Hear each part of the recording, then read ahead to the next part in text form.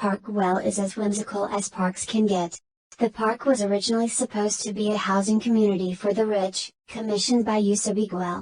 Güell hired Goethe, but the project eventually folded due to the land's incompatible building conditions. Goethe continued on, modeling the park after gardens he had seen in England. Güell means English in Catalan, and building around the natural elements of the land instead of tearing them down. Today's park covers 42 acres of space and features everyday park props with a twist that is quintessentially Goethe. Instead of numerous benches spread throughout, here visitors will be greeted with one long, wavy stone bench adorned with vibrant mosaics and equipped with views of the ocean. And instead of drab administrative buildings, the welcome centers here, which house park souvenirs and learning materials on Goethe and the park, look like buildings you'd see in a Dr. Seuss book.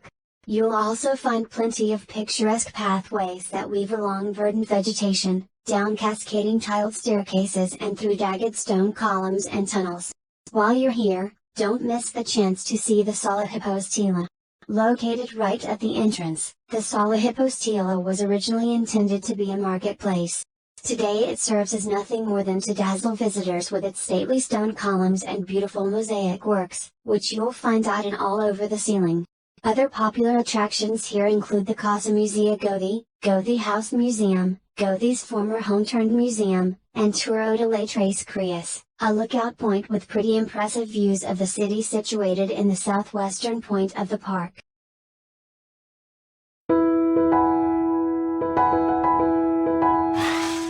Even if you're not keen on visiting the touristy Las Ramblas, make the trek to the thoroughfare only for it to lead you to the foodie heaven that is the Boqueria Market. The Boqueria Market is Barcelona's first local market, having opened in 1840. But its foodie history spans much earlier than that. The first food peddlers were said to have been around as early as the 13th century selling meat on the streets. The market you see today wasn't around back then. It took 4 years to construct once St. Joseph's Convent left the area, hence the name of the market. Today that tradition of hawking goodies lives on, and the covered marketplace treats visitors to the vibrant colors and enticing aromas of everything from fruit juices and wines to fresh fish, meats, produce and desserts. Make sure to grab Spanish specialties while you're there, including jamón ibérico, manchego cheese and salted cod, or bacalao. What's more, bars and restaurants can be found in and around the market, so food options truly abound here.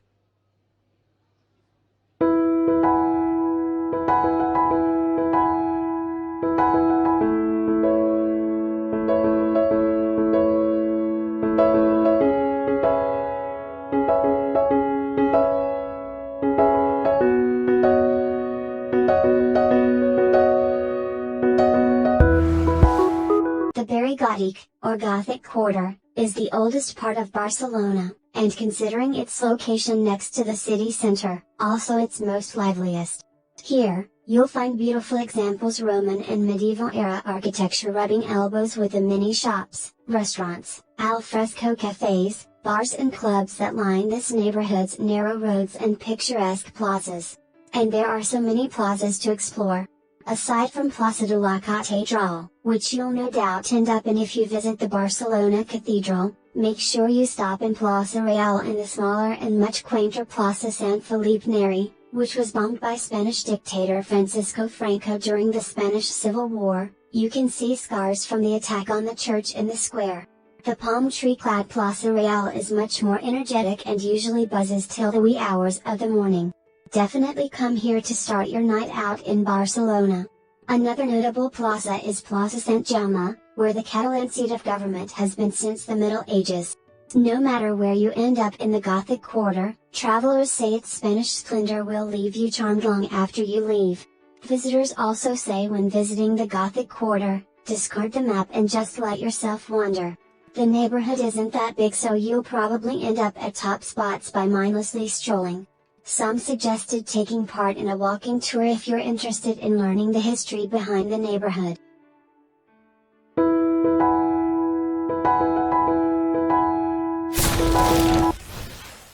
This bustling thoroughfare is one of the city's major tourist hubs. So much so that if you're visiting Barcelona, you're bound to end up here eventually. Las Ramblas is a pedestrian-friendly pathway situated right smack dab in the middle of the city, so expect it to be busy all hours of the day and night.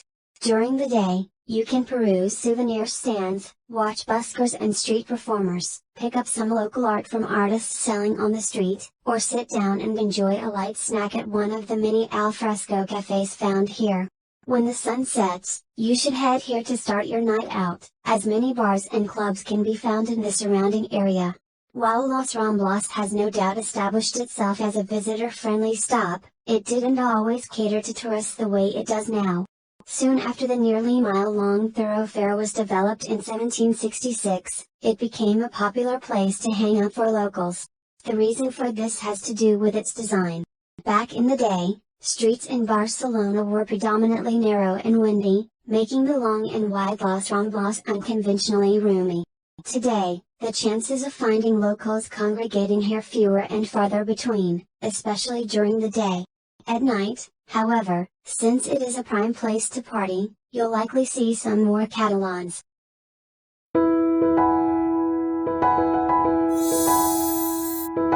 From 1882 up until his death in 1926, Catalan Art Nouveau master Antoni Gaudí devoted himself to the construction of La Sagrada Familia, Church of the Sacred Family, a towering Gothic style with a twist church. And even then, he was unable to finish. Gaudí was known for saying, "My client, God, is in no hurry." The church, which is funded by private donations, is still under construction today and is said to be completed by 2026. La Sagrada Familia is not only considered to be Gaudí's most recognized work, but also his best. Believe it or not, this church wasn't always Gaudí's. The architect that was first commissioned to do the church, Francesc del Pol Villar, was replaced after disagreeing with promoters of the church. When Gaudí took on the project, he changed it entirely. Instead of the original neo-Gothic style, he looked towards something more innovative. While the church does feature Gothic elements, there are plenty of unconventional details that deviate from that norm throughout, resulting in an eye-catching structure that is entirely one of a kind.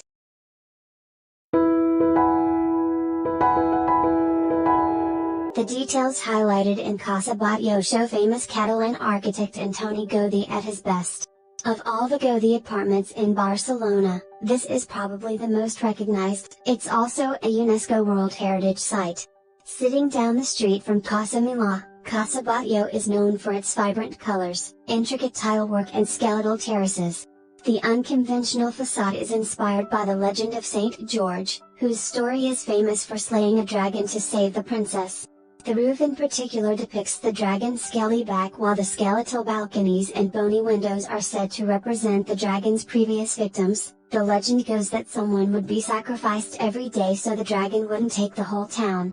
After you've taken the time to absorb the monstrous amount of detail used on the outside of the building, stop inside to tour the equally eye-catching interiors, including the noble floor, which was once home to the Batlló family.